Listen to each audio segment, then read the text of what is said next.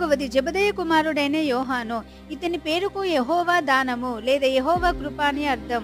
అతని సహోదరుడైన యాకోబుతో కలిసి చేపలు పట్టేవాడు. పేతురు, ఆంద్రయ వీరి వ్యాపార భాగస్వాములు. యోహాను 12 మంది శిష్యులలో చిన్నవాడు. పెర్గియ, ఫిలదెల్ఫియా, స్పార్దిస్, తూండ్ర, తాంతియ, ఫెర్గియులలో ఈయన సువార్త విస్తృతంగా చేశాడు.